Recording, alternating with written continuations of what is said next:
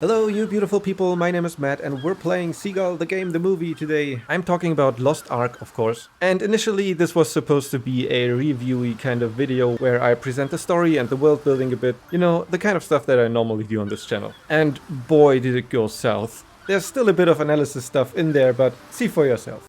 Since I only made this character to record some stuff for a review, I couldn't be bothered choosing a name. And I swear this was not planned at all, but that one turned out comedy gold. And I mean, look at her, she's the epitome of can't be bothered. Of course, I'm gonna completely overanalyze everything, so don't take me too seriously. So that was the voiceover I was doing in game. But to be honest, it's the gamiest game I've ever gamed, and there's no point in analyzing any of this, so I gave up on it relatively quickly. So first of all, we get our backstory, which has nothing to do with anything, so I'm not gonna talk about this any more than I have to. The short version is we're super strong, we're the chosen one, we get sent to space Asgard or whatever this is. We get to pick our class from a space tome provided by yet another hot chick, whoever that is. And then we are told to follow our destiny and are sent on our merry way. And honestly, if I was the adventurer, I would have no fucking clue where to start. But apparently you start with a treasure hunt. Look alive, scrubs! We're here!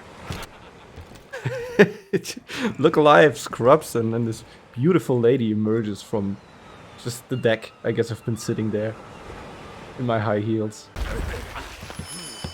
Needless to say, it's not a good idea to go on an expedition wearing a dress and high heels. And this is gonna be the first time and the last time that I talk about player character design. Because female characters in this game are over-sexualized and everything's anime as shit. So if you're bothered by that, this game is probably not for you. So then we meet this priest who will play a pretty important role later. He also orchestrated this treasure hunt, but he just filled us in with all the details, so apparently we didn't have any clue what we're even doing here, so that doesn't make a whole lot of sense. Of course, you can always just say that destiny has led us here. But to be honest, destiny is just lazy writing, and a pretty bad excuse for not giving your character a real motivation to go anywhere. So at this point I was really not impressed with the game and its story, but then something magical happened.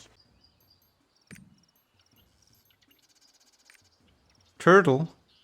Okay, so somehow I unlocked this title, and I really like being called Turtle Can't Be Bothered. So I guess that's my name now. And Turtle couldn't be bothered at all. Neither by enemies, because as it turns out, Mage was the right decision and it's just one-shotting everything.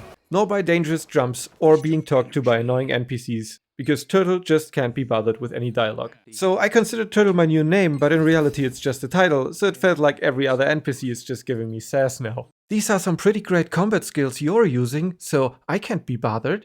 On top of that, there was the sometimes ridiculous world building in this game. So these people rowing are probably my favorite thing in this game so far. Because they're just rowing sideways and it's really weird. It's like, that's not how this works. But there were actually some really cool story moments as well, like this guy with his weird anime eyes. At first I thought like, that's some Brock shit going on, but there's actually more to it and you'll see it in a second. So on our little boat ride, he tells us about the ARK. The ARK contains great power. The power to create and the power to destroy. It really couldn't be any more vague. We then found the Forgotten City and opened this stone portal with the power of destiny.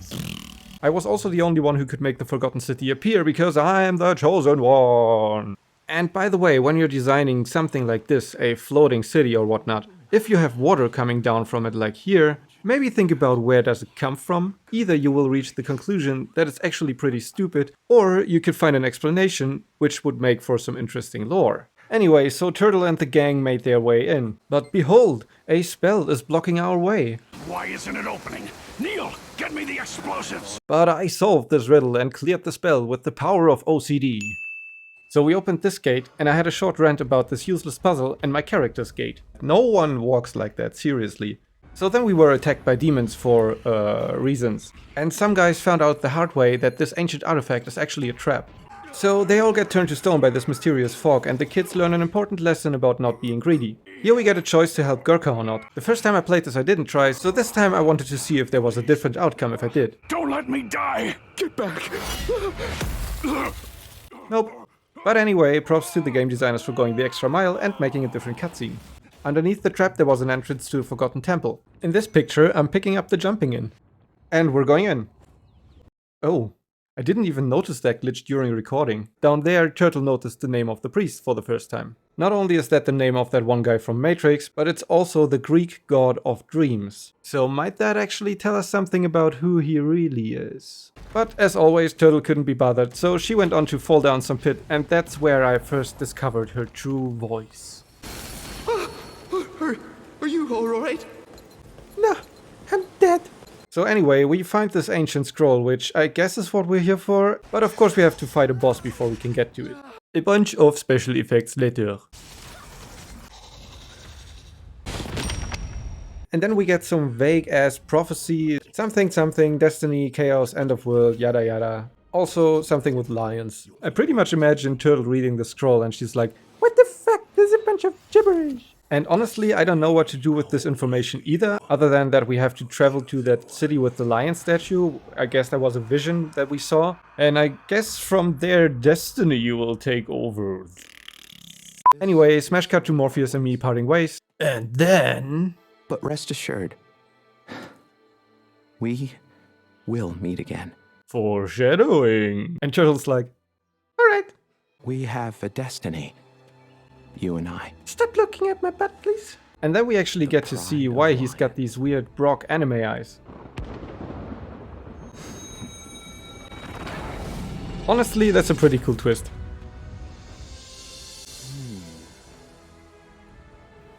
Ride home it is, then.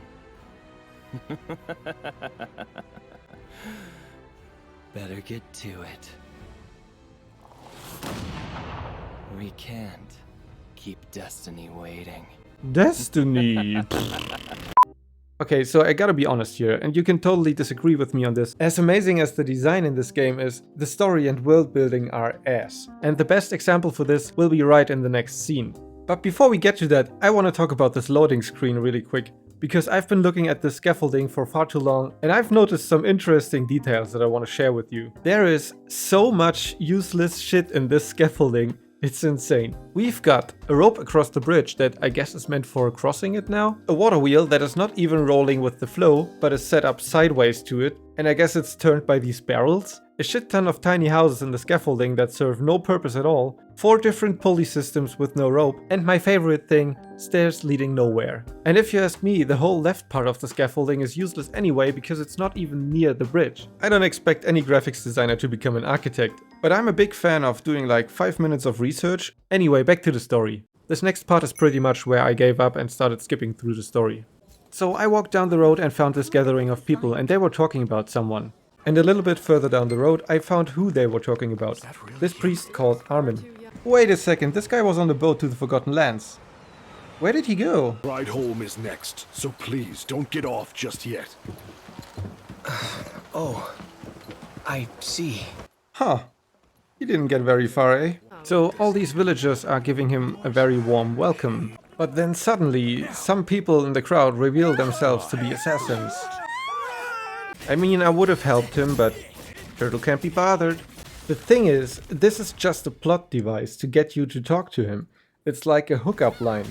And funnily enough, you even get in his car afterwards. So, what business do you have in Prideholm? I'm not sure. I'm supposed to deliver a prophecy, I You're think. searching for the Ark? I guess. You know, most people believe the Ark is a myth. I was in space some minutes Truth ago. be told, I'm also looking for the Ark. I hear there is a stone tablet in this village that contains secrets about the Ark. So after that little talk, we get attacked again by even more assassins. At this point, I've probably killed 20 of them. So there must be some agenda here, right? Nope. After this whole incident, it's never addressed again. It never happens again. We don't take revenge or anything. It's just nothing. It's just a plot device to get us to talk to the right person, and that's just really weak writing. Also, have you ever tried riding the bus without touching the handrails? I'm pretty sure what we just did is fucking impossible. Anyway, so we rescue this guy for the second time, like, get the fuck up, loser! And then we make our way to the cathedral. That looks amazing. Have I mentioned that everything in this game looks really amazing? Everything in this game looks amazing. So we arrive at the cathedral and the first thing that we have to do is watch Armin perform a miracle for what feels like an eternity. And then we are shown the stone tablet that tells us about the Ark, which is missing a piece. Such a large portion. It's not actually that large, most of it is a symbol. The tablet was already like this. when it arrived at the cathedral. Yes, go I on. think it went missing during the transport. Our attempts to recover it have failed. So this is another really questionable piece of story. Like, these guys have this insanely valuable artifact that is very important to their religion, probably. And not only do they break it during transport, they lose a piece and they can't track it anymore. And they don't even bother to go looking for it. And then they send you to talk to all the people in the town to ask them if someone has seen the piece. What? And so I went around town with an old Polaroid picture and asked everyone, have you seen this stone? No one had, but almost everyone gave me a quest. And then you end up doing quests like, bring this girl some flowers for me. And then you bring her some flowers and she wants you to dump the flowers in the flower bed because she doesn't actually like the guy. Not to mention that she could have thrown away the flowers herself. But there are so many ridiculous quests in this game that are all just like, walk 10 feet, click thing, go back to quest giver. Not that it bothers me or anything, but like, why? Pride Home is a city rich with religious history. And now we're getting the city tour for no reason. The lion statue in the village square honors the priests who battled against the demons. Why, was he a lion? Wouldn't you make a statue of the priest himself? Anyway, remember what we were here for? The stone tablet in the cathedral? Yes, the stone tablet in the slab cathedral. and She didn't know such a thing existed. Why am I even bothering with these people? Kinda naive to believe a made-up story like that. Yeah, I was in space some time ago and then an angel lady asked me if I want to be a bard or a mage, and I said I want to be a mage. And now I'm a mage. Ah, you're an adventurer looking for the ARK. Yes. I mean, yes. Blessed. How do you like Pride Home, adventurer? I don't. I really don't like it. So yeah, that went on for a while, and I especially hated this quest where I had to dance for a bard to give him some inspiration. But at least I leveled up, and I dumped all my points into the wind spell because I love it. And I kept doing that for the rest of the game whenever it was possible. Let's just go for the first two, like, quick spells. In the end, finally someone gave me a hint where to look for the tablet piece. The stonemasons of Log Hill might be able to help. Why, just because it's a stone tablet? And didn't you just say that you don't know? Alright, I guess I'm gonna go there. Oh yeah, I also activated the portal. I'm pretty tired of portals because every game uses them and no game actually thinks about the implications of having portal technology or magic. You could do so much with that in daily life, in warfare, in every aspect of life. There would be no more wagons or caravans even. Everyone would just grab their wheelbarrow, roll into the portal and just sell their goods in the next big city. And depending on how hard it is to set up these portals, maybe there would be no more doors. Maybe they would be used for convenience. They could be used as elevators. They could be set up secretly in an enemy castle to just portal in your whole army. The possibilities are literally endless. But nope, it's just quick travel. It's a shame, really. Anyway, so I headed out to talk to the stonemason, and he in turn sent me to check out some big stone. Long ago, a horde of demons invaded the mortal world. Thus began what is known as the Chain War, a fitting name for an unending eternal war. The war was so terrible, even the gods wanted to avoid it, leaving the people to suffer alone. And so the desperate races of the mortal world began a search for the ARK of legend. They believed the power of the ARK was the only way of defeating the demons once and for all. A small band of heroes eventually found the ARK. These 7 heroes are the Sidereals. The races of the mortal realm rallied alongside the Sidereals to defeat the demons and finally put an end to the Chain War. This should have been the intro. I know it sounds counterintuitive, but sometimes the good old exposition dump is the best tool to get people invested in your story. They try to go for a cold opening and the uncovering a secret route, but to make a detective story work you need actual clues that the player and the player character can figure out together, and not just destiny.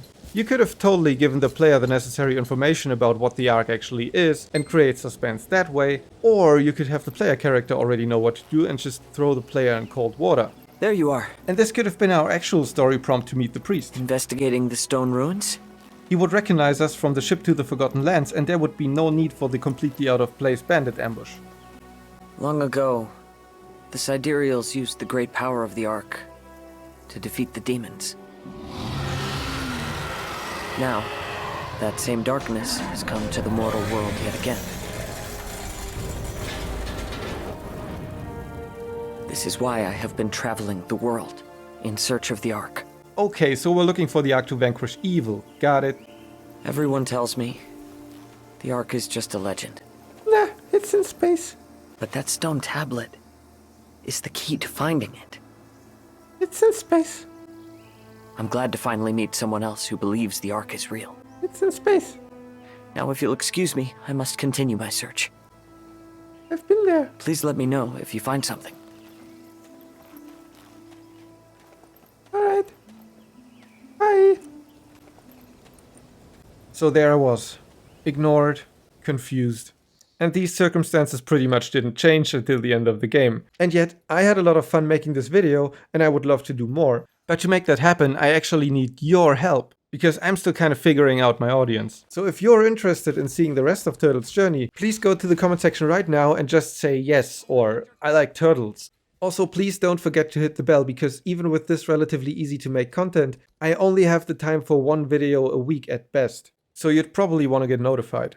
And if you like that mix between lighthearted and analytical, you'll probably enjoy my adventure in Tyria, the world of Guild Wars 2, or you could click this other video right here that YouTube chose specifically for you. And last but not least, it would be a great help if you follow me on Patreon. I hope I'll see you for my next video. Until then, have a wonderful time. Muffin out.